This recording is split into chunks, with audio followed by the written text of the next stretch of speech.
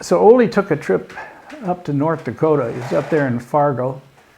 And it was a very hot day, and he was wandering around. He was getting a little thirsty, and so he sees Harry's bar, and he goes into Harry's bar, and he sits down, orders a brewski, you know, and he's sipping away on his brewski, and pretty soon an Indian guy comes along and sits down next to him.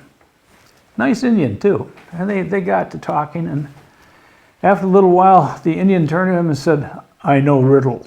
I tell you riddle. You no answer, I buy you beer. You know no answer, you buy me beer." Ole said, "Well, okay then, that sounds pretty good to me."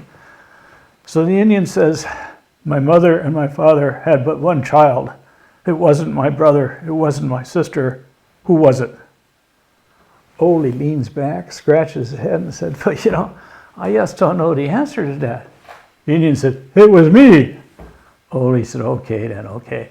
So he buys him a beer, and he finishes his trip to North Dakota.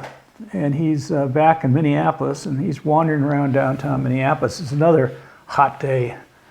And he's getting a little thirsty, so he sees Sam's bar, and he goes into Sam's and orders a brewski, and he's sitting at the bar. And after a little while, his friend Tor comes in, sits down next to him. And they spend a little time, they get caught up, and after a while, Ole turns to Tor, and he said, "Yeah, so Tor, I know this riddle.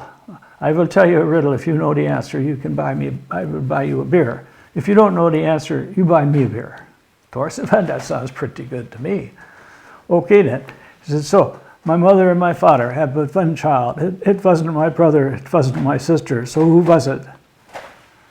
Tor leans back and scratches his head and says, "You know, I just don't know the answer to that." Ole says, "It was this Indian guy up in Fargo, North Dakota."